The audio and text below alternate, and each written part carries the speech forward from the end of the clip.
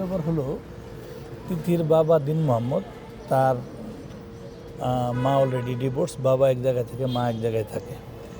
খুবই ভঙ্গুর ফ্যামিলি, এবং সে এর আগে একটা পরক্রিয়া করছে। পরক্রিয়া করে 2টা বাচ্চা সহ একটা ছেলেকে সে বিয়ে করছে মেনে নিয়ে। কত বছর? এইটাও বেশ কিছুদিন আগে, আমার ডেট মনে নেই, আপনাদেরকে জানাতে পারবো পরে। সে ওইটাকে করার পরে কিছুদিন ইয়ে করার পরে ওইটাকে সে ডিভোর্স করছে। ডিভোর্স করে সে আরেকটা বিয়ে করেছে, ওখান থেকে সে ডিভোর্স হয়েছে। এইটা প্রায় 2 বছর যাবৎ সে আলাদা বাসা নিয়ে থাকে উত্তরায়, এবং এইখানে আলবি 2 দিন 1 দিন করে করে রাত্রি যাপন করতো, শুটিংয়ের কথা বইলা বা বিভিন্ন ইয়ে করে। আমি 2000 সন থেকে মিডিয়াতে জড়িত, আমি অভিনয়ের সাথে জড়িত। আমার যারা ফ্রেন্ড সার্কেল আছে, পরিচালকেরা সবাই আমার ফ্রেন্ড, প্রচুর আর্টিস্ট আমার খুব কাছের।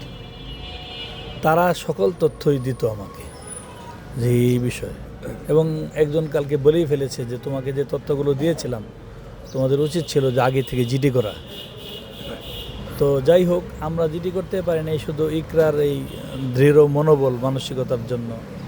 সে বলতো আমাদেরকে যে এই তো মিডিয়া এখন কী করবা, এরকম করলে তো হয়ই, কারণ হয় সেপারেট, নয় একসাথে থাকা। সেই একসাথে থাকাটার অনেক চেষ্টা সে করেছে, এবং কালকে পর্যন্ত যেটা হয়েছে, যে পোস্টার উপরে বেশ করে সে আত্মহত্যাটা করেছে, এটা তো আপনারা মনে হয় দেখেছেন। সেটা সে যখন করেছে পোস্টটা, এবং আরেকটা পোস্ট করছে, এটা কি পেয়েছেন আপনারা, যে ভুল হলে এটা তো এই কমেন্টে করেছে। এখন তখন সে যেতে চেয়েছিল, যখন সে জেনেছে যে ও নেপালে আছে, শিবাসানু ওরা এটার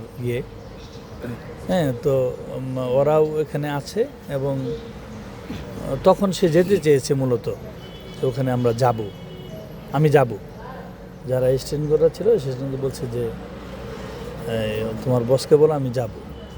পরেও যখন মানা করার পরে সে আরও ভিডিও কলে রাগারাগি করার পরেই মূলত এই ঘটনা ঘটেছে। তখন বাসায় কি আসলে ইকরা একাই ছিল না, 2জন অ্যাসিস্ট্যান্ট ছিল, কাজের লোক ছিল, বাচ্চা ছিল।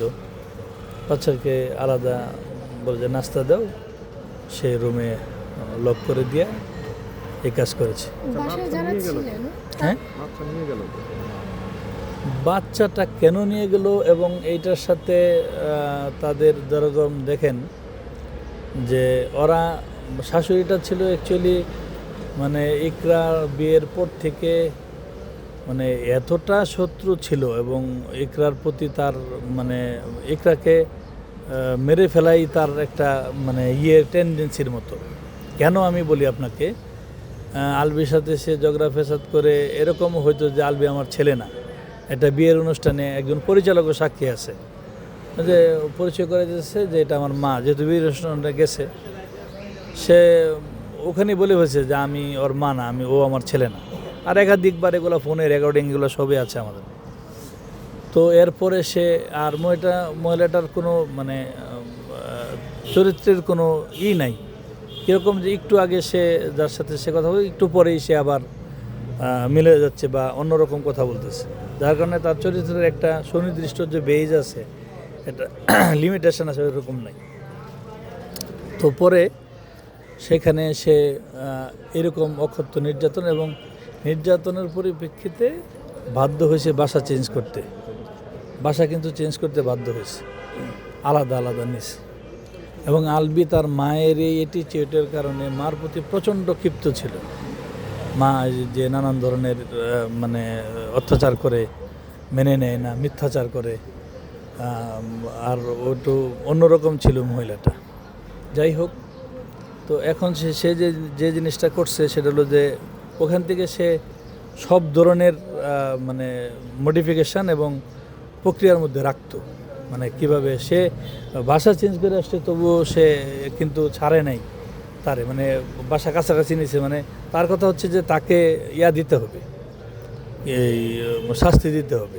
এই পরিপ্রেক্ষিতে দীর্ঘদিনই তার একটা প্রক্রিয়া এটা, এবং সেই প্রক্রিয়া অনুসারে সে 10:30টার সময় যখন সে আত্মহত্যা করে, নিচে লোক ছিল বাড়িওয়ালারা যে স্টেটমেন্ট দিছে যে না, আমাদেরকে পরে আইসা তারা 2টা হসপিটালের নিচে 10:30টার সময় যদি সে আমাদেরকে বলতো, বা আমরা আমাদের কাছাকাছি আমাদের অনেক আত্মীয় স্বজন ছিল, আমার ফ্রেন্ড সার্কেল ছিল, আমার নাম্বার তার সাথে দীর্ঘদিনের, সে বলে যে আমার সাথে তো কারো নাম্বার নাই, মিথ্যাচার করছে, আমার ছোটো ভাইকে কল দিছে, কারণ আমার সাথে কল দিলে সে আমি বিপদে পড়বে, সেই কারণে আমার ছোটো ভাইকে কল দিছে, আমাকে কল দেয় না, বলছে আমার তো কারো নাম্বার নাই, আপনাকে জানাইলাম।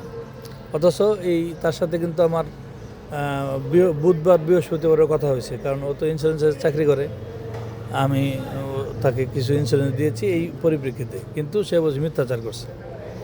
আমি যখন তাকে ফোন করলাম, ফোন করার পরে ভাইয়া ইকরা তো নাই, মানে বিষয়টা এরকম হয়েছে যে বাসায় না থাকলে যে ধরনের অ্যাটিটিউডটা হয়, কথাবার্তার মানুষের ন্যূনতম একটা মানুষ যে বোঝা যায় যে এটা সামাজিক বা মানসিক হ্যাঁ, এই ওই রকমই কিন্তু বোঝা যায় না তার অ্যাটিটিউডে। এই ইকরার শাশুড়ি আমি যখন ফোন করতে বলছি যে ভাইয়া ইকরা তো নাই, মনে হয় যে বাসায় নাই আর কি, বেড়াইতে গেছে, এরকম একটা অ্যাটিটিউড তার। তো আমি তাকে আর কিছু বলি নাই যে ওকে আমার যাওয়ার তো চলে গেছে।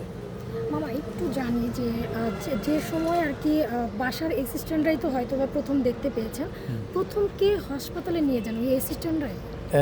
অ্যাসিস্ট্যান্টরাই হসপিটালে কারা নিয়ে গেছে, ও বলেছে, ওর মা বলেছে যে তার ছেলে নিয়ে গেছে, কিন্তু আর ছোটো ভাই নেহাল নিয়ে গেছে, কিন্তু বাড়িওয়ালারা বলছে যে নিয়ে গেছে হচ্ছে তার অ্যাসিস্ট্যান্টরা খুলে আগে এক হসপিটালে, পরে আরেক হসপিটালে, যখন মৃত্যু নিশ্চিত হয়েছে তখন তারা এই ইয়াতে নিয়ে গেছে, বুঝতে পেরেছি? তার মানে রাইট টাইমে যদি নিয়ে যাওয়া হতো তাহলে কিছু করা যেত? রাইট টাইমে নিয়ে গেলে কিছু করা যেত, এবং রাইট টাইমে যদি তারা সঠিক হসপিটাল, অর্থাৎ বাড়িওয়ালার যারা এত এনে ব্রিগেডিয়ার বা কর্নেল, ওদেরকে যদি প্রথমে তারা নিউজটা করতো, তাহলে হয়তো বা তাদেরকে সাথে নিয়ে গেলে যে কোনো হসপিটাল এটা রিসিভ করতে বাধ্য হইতো, কিন্তু তারা সেটা করে নাই। প্রথম দুটো হসপিটালকে রিসিভ করেনি না, ইসলামিয়া হসপিটাল বলছে যে এটা মারাত্মক, আপনারা কর্মীটলা নিয়ে যান। এই ইসলামিয়া হসপিটালের প্রতি আমার একটা ক্ষোভ আছে যে তারা যদি ওটা করতে নাই পারে, তাহলে কেন হসপিটাল, মানে এটা কেন? কর্মীটোলা হসপিটালে যখন নিল তারাও কি সেটা রিসিভ করেনি? আমি কর্মীটলা ডাক্তার কি বেরিয়ে গেলেন?